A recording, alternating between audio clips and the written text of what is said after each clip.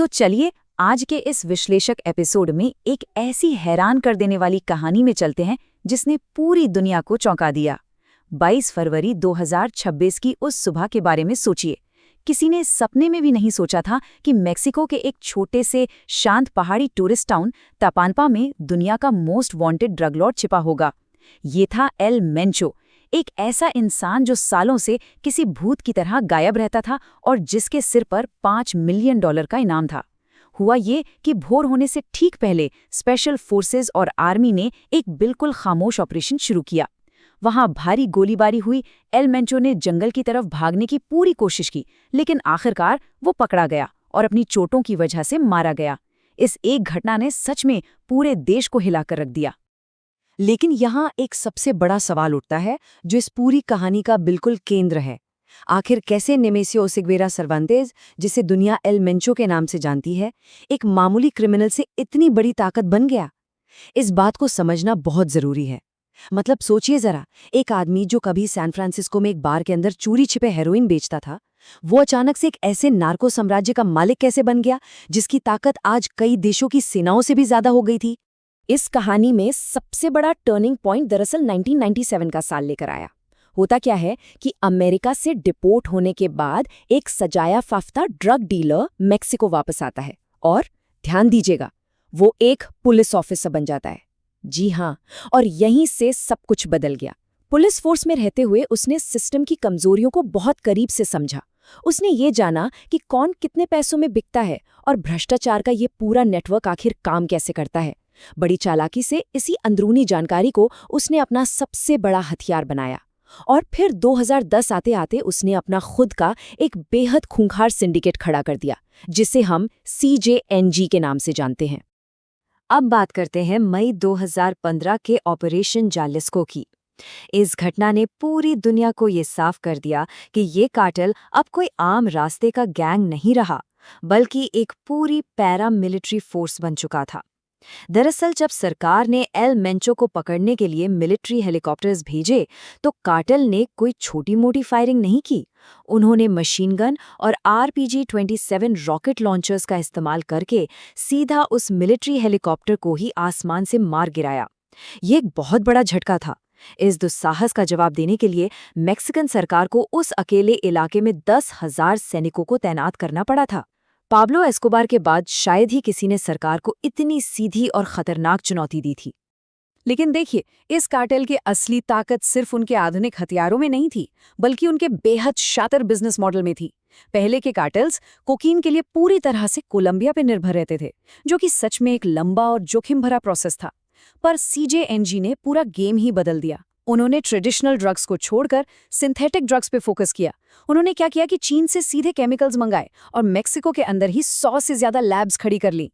इसका नतीजा ये हुआ कि अब प्रोडक्शन से लेकर आखिरी सप्लाई तक सब कुछ पूरी तरह से उनके कंट्रोल में आ गया। तो इस नए मॉडल में सबसे महत्वपूर्ण बिंदु है 2 मिलीग्राम। अब सोचिए 2 मिलीग्राम आखिर होता कितना है? अगर हम इसका अंदाजा लगाएं तो ये किसी भी इंसान की हथेली पर रखे रेत के कुछ दानों के बराबर ही होगा। बस, और फेंटेनिल जैसी सिंथेटिक ड्रग का सिर्फ 2 मिलीग्राम किसी भी इंसान की जान लेने के लिए काफी है। ये हेरोइन से 50 गुना ज्यादा ताकतवर होती है।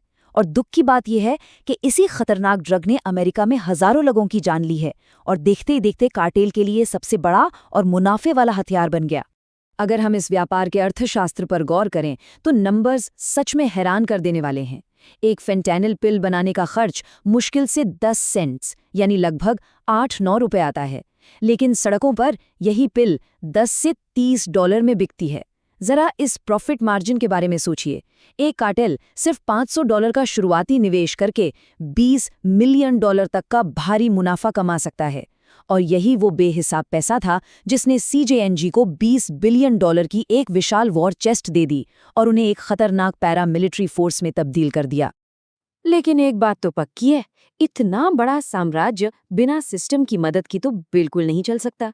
यहाँ एक बहुत ही भयानक नियम काम करता है, जिसे कहते हैं प्लाटा ओ प्लोमो, यानी चांदी या सीसा। चलिए इसको थोड़ा ऐसे समझते हैं। सोचिए, एक लोकल मेयर है जिसकी महीने की सैलरी वैसे ही बहुत कम है। उसके सामने एक तरफ रुपयों से भरा ब्रीफकेस रखा जाता है और दूसरी तरफ एक बंदूक। या तो रिश्वत लो या गोली खाओ। ये कोई एक्शन एक्शन फिल्म की कहानी नहीं है, बल्कि मेक्सिको के सैकड़ों शहरों की बिल्कुल कड़वी सच्चाई है।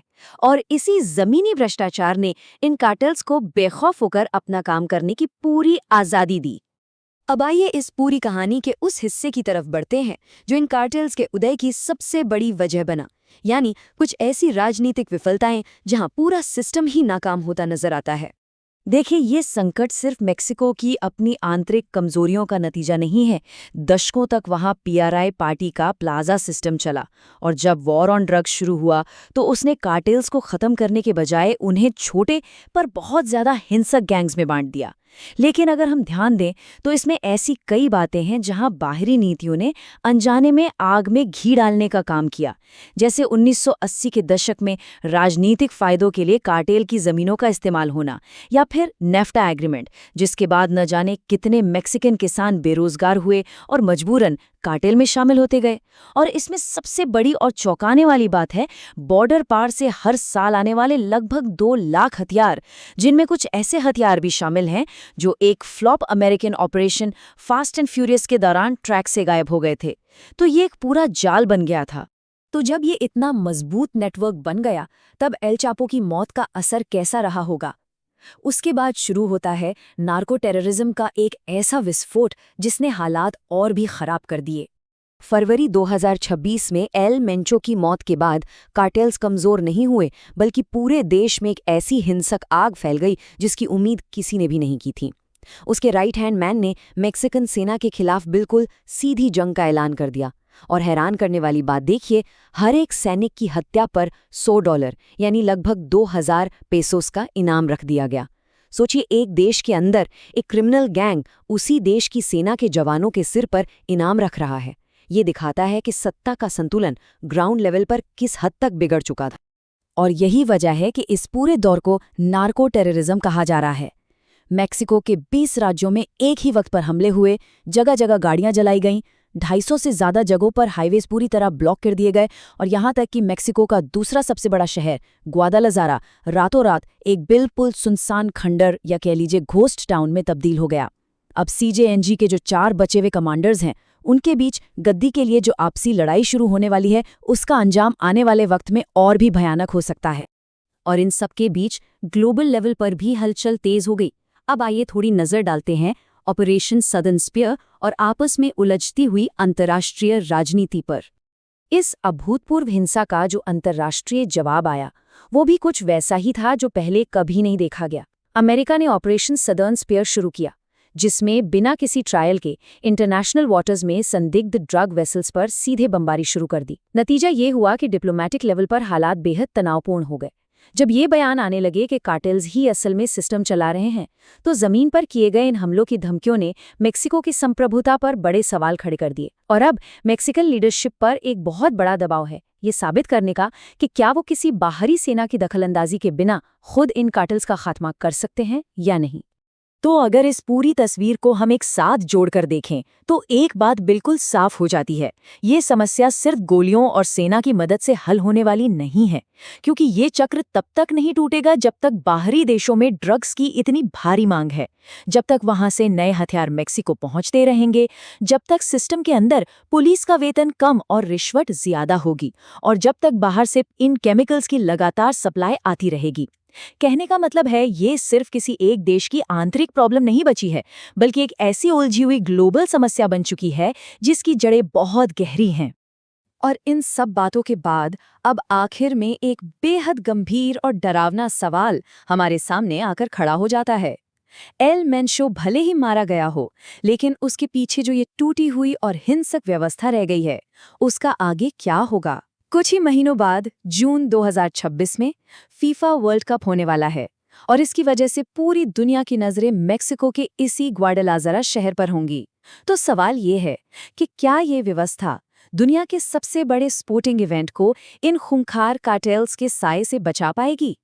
ये एक ऐसी उलझन है जिसका जवाब आने वाला वक्त ही देगा।